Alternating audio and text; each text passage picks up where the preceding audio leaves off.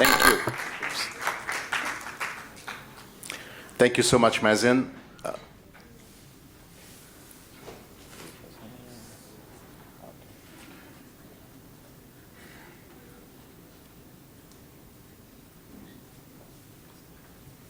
As Mazen said, I proudly represent Lebanon at the Refrigeration Technical Options Committee. This is the committee that where most of the studies and actual research is being done, not research, but the result of research is being presented to the parties of the Montreal Protocol. And in some instances, they ask also particular task forces to look at our particular problems.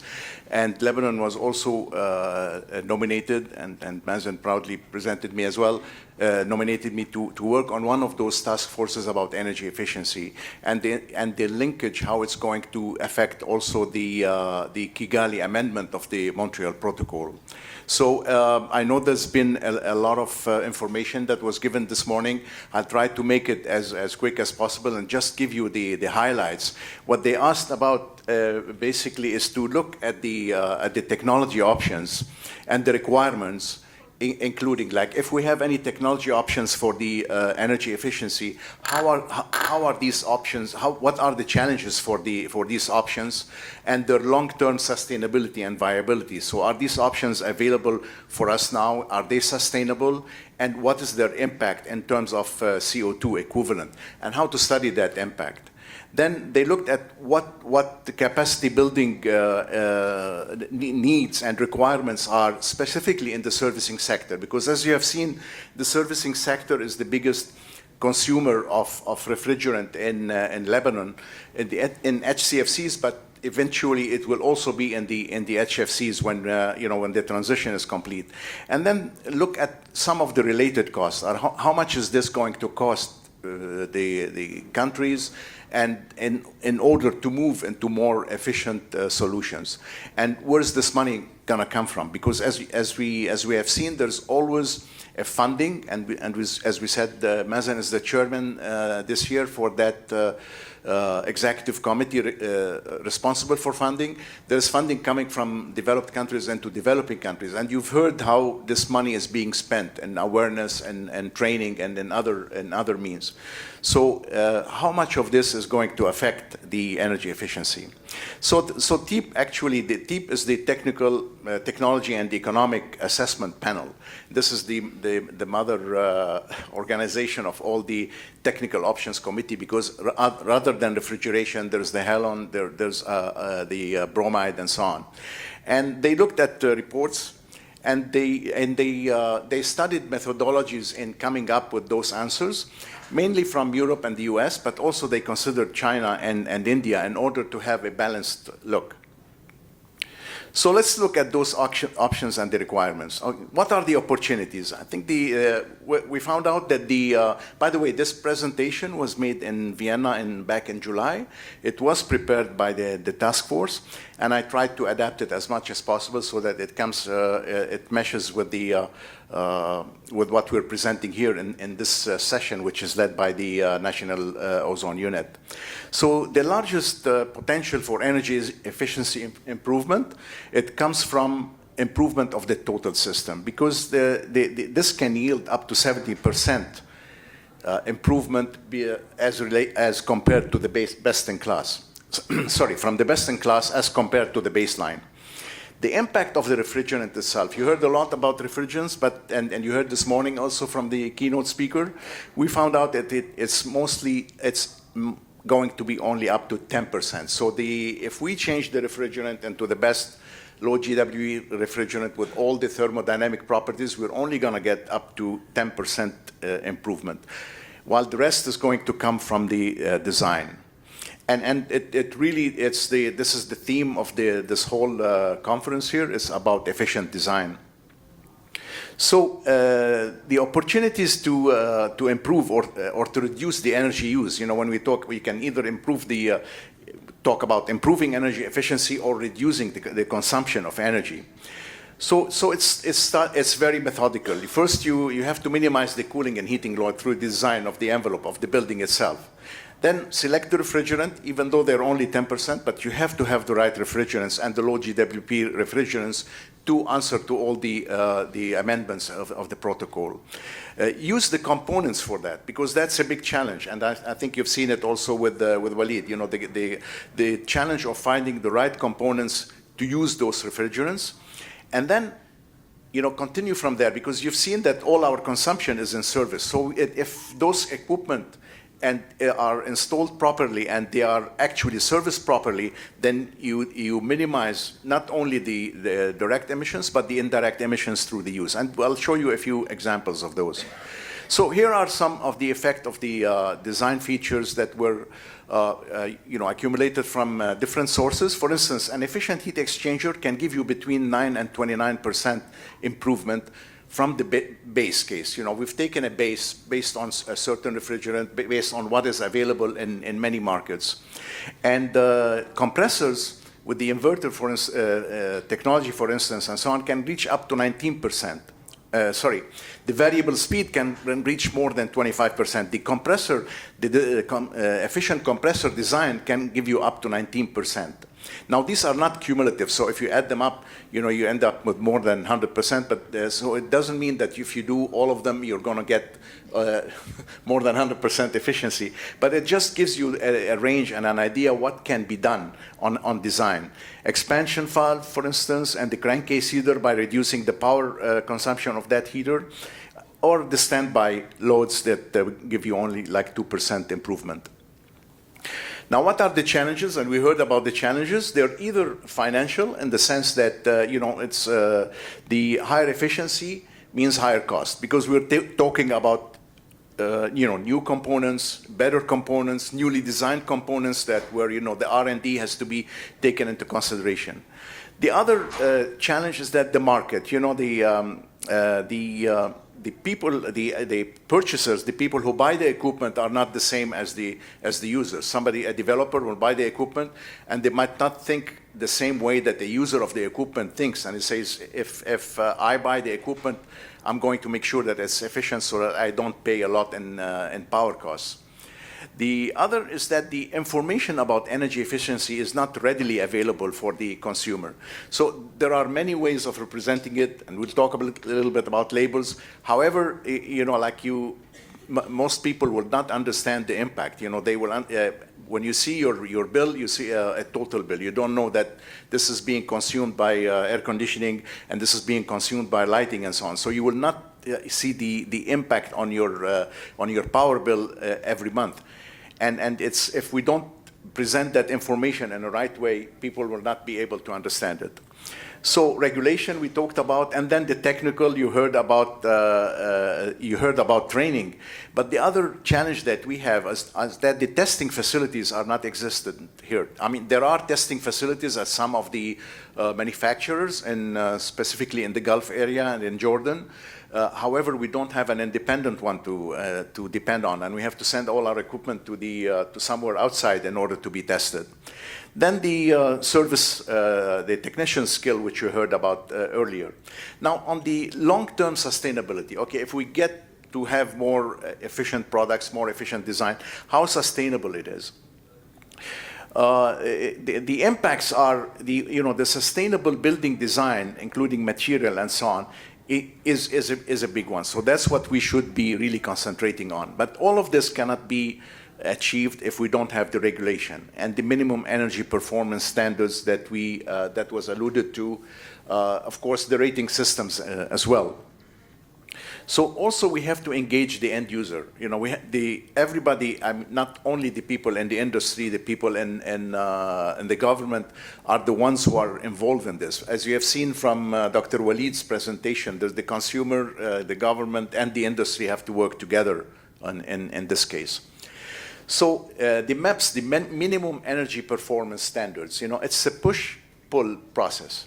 I mean, if you put them in place, they are only able to push the efficiency up to a certain point. So you say that it's going to be, and Walid mentioned about how some of these countries are setting very high standards, and the industry or the market cannot actually is not able to implement them. So they will be able to push you up to a certain point.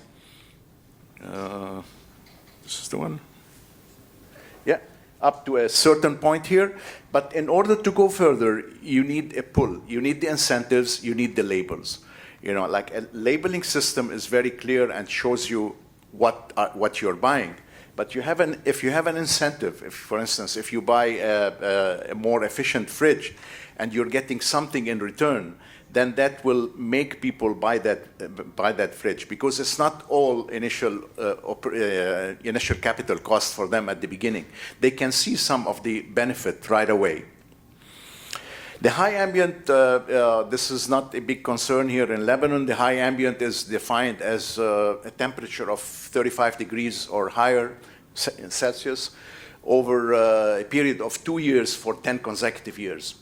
I mean, it's warm outside, but it's not as warm. So the reason it's there is because I think you also heard that the high ambient countries are a different group, and they have asked for the implementation of the Kigali Agreement at a much later stage. So why is that? Is because they have also challenges, and they're true challenges, because there are additional requirements that need to be done.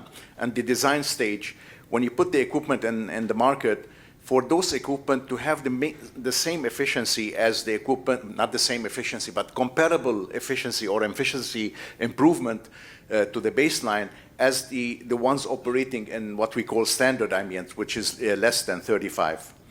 Also, those equipment, not only the equipment itself, but the design of the building and the load requirements means that the equipment are bigger. There is increased refrigerant charge and system cost, which is affecting all the decisions about putting more efficient units in the market.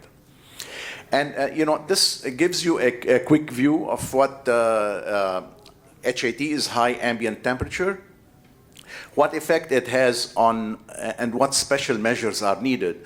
On the choice of refrigerant, we know that it was a big challenge, and up till now, even though there are some, for instance, some solutions, technical solutions on the market in standard ambient countries, the high ambient countries are still reluctant to take some of those solutions for various reasons. There's the impact on system design, on manufacturing, and because there's there's a large enough local manufacturing, specifically in the Gulf area, that is supplying the local market. There's also the service part, when you have to train technicians. We don't have we don't have this problem here in Lebanon, but in the Gulf area, they face the problem that a lot of these service technicians are actually people coming from the outside, and they keep on changing. So as soon as you train somebody, that person might go back to a different country. Then there is the point about risk assessment, and you've heard a little bit about risk assessment being done in Japan and in China.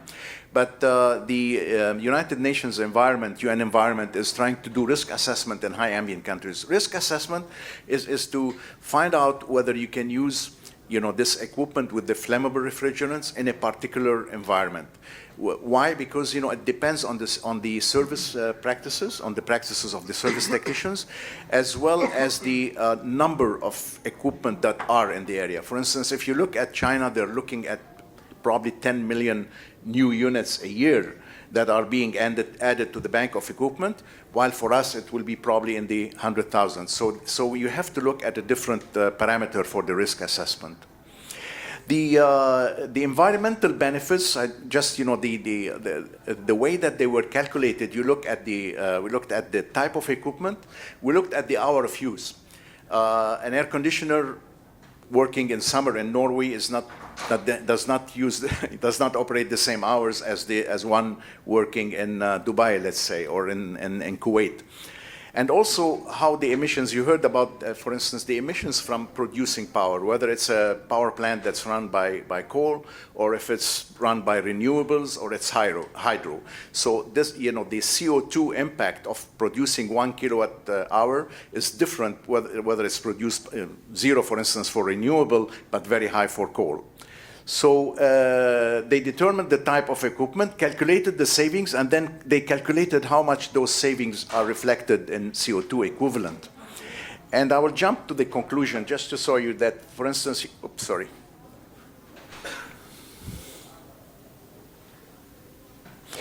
Where is this one here? That in the very low kilowatts versus the renewables and versus the green way of doing it, plus also the type of equipment which is reflected here between the best in class and the base unit. No. Okay, now the capacity and capacity building, you've heard about that. The important thing is about the Kigali, bridging the activities between Kigali. And I just wanted to tell you that the impact of proper installation and maintenance and servicing on the efficiency of building and systems is considerable over the lifetime. So really, if appropriate maintenance can reduce or can curtail the loss in efficiency over the lifetime of the system by 50%. Because some of it is inevitable. We can't get away from it. But if you use good practices, you can reduce that by up to 50%, as we can see here. Just simple things like checking the level of refrigerant and oil, or making sure that the condenser, for instance, is not blocked for the recirculation. Now, these are taken from industrial countries, so if we say less than 300 is very low, please don't compare that. But it's just to give you like a base. We've talked about that. Now about the cost, they used a bottom-up engineering analysis, which is taken from the U.S. Department of Energy, and they went through the preparatory studies. This is just to give you an idea of doing analysis, how much time is needed, as is seen here, and the number of months just to do a complete analysis of the effect of cost and coming up with new technologies that are more energy efficient. So what they came up, one of the main conclusions is that the retail price of product is not an adequate indicator of the cost of maintaining or enhancing energy efficiency. I wanted to show you here, for instance, by having improved compressors, the incremental manufacturing cost, and this is an example from India, is only $1, $1.50 to $12 maximum. Now, if we take the worst case, the highest case is the variable speed drives, we're talking only about $135, but the energy saving is 26%. So, if we're told that energy efficiency costs money, it is, but at the initial stage. But all these costs will continue going down because there is a potential even to do that without an extra cost. As those units start coming into the market, their price will come down. The price of the component will come down. So it's not really true that higher energy efficiency means higher cost.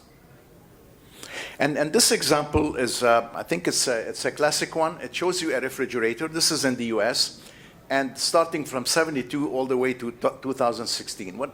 Look at the volume, at the size of the refrigerator itself. It has actually gone up from 20 to 25 cubic feet. This is the upper line here. Now, this is the effect of MEPS. Look at the effect of MEPS and the push of MEPS. The actual our energy use, energy consumption in kilowatt hours per year has gone from 2,000 to almost 500. It has gone down by 400%. Is that how we calculate it? It's a quarter. Well, look at the price. The price is half. You see, of course, we're talking about all these years, but even there, look at the trend. The volume has increased, the energy consumption has decreased, and the price has not increased at all. It's even half of what it was before. So this is very positive for us. If this can be done by the domestic refrigeration industry, it can be done all over. The other thing about cost is moving from any technology to the other requires investment. Why? Because you have to modernize your lines, you have to change them.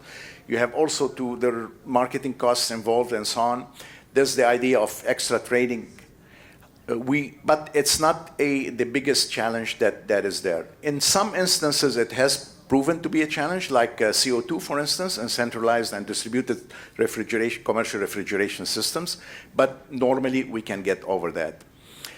So the conclusion about cost is that regulation plays a key role in which energy efficiency gets adopted. So without regulation, without MEPs, without that push from the MEPs, whatever the industry comes from, it will not get the complete push. Thank you very much for that. And sorry we've taken a little bit more time. We have about, Mazen, I invite you please to, if they want to take a couple of questions. So we're open. I invite the speakers to answer. Any questions, please? I know it has been a lot of information. Please, sir. This broadening the framework from just ozone depletion to actually reducing greenhouse gases. Yes. Are you able to stand back and look at the question of whether you actually need to air condition buildings in Lebanon, or can you use passive house kind of building standard? I'm just asking that question. Is it possible to step back and actually assess the entire built environment as a marketable commodity? Maybe Dr. Samir, with his experience with the rating system, can help us. Actually, this is the target. Rather than keeping our consumption of air conditioning requirement as well with the refrigerant, try to crash on that. How? By reducing the required load of air conditioning. How? By looking at the passive envelope and see opportunities for reducing the need for air conditioning inside. So this is the positive way. Rather than saying we don't have refrigerants, we say we will need air conditioning with refrigerants, but they will be the minimum requirement by improving the envelope and other, for example, daylight or any consumption of electricity as an appliance within the building. So this is the move for rating buildings, is to encourage owners to work on reducing the requirement more than trying to consider that the load is as such and we need to do air conditioning accordingly. So this is the basics for the rating system, and we're working not only here, worldwide, they are working on that. I think we have the opportunity of having the National Ozone Unit, Mazen and his colleagues here. So if there are any questions particular to them, whether about the HPMB, which is the HCFC phase-out management plan, or about the future coming into Kigali, if we don't have it right now, I think Mazen, please. So no more questions? No. If we don't have any more questions, I think Samir is inviting us for lunch, everybody. No? Or, was it a joke? Or if we don't have any questions, thank you very much for your presence. We are based in Beirut and at the Ministry of Environment, and you are welcome to for any questions, or you can visit us for any queries related to ozone depletion or our future plans. Thank you very much. Thank you, organizers as well. Thanks to the ozone units and, of course, to the organizers. The lunch is on the rooftop. You take the elevator, it's number 6. Take your sunglasses, it's quite bright.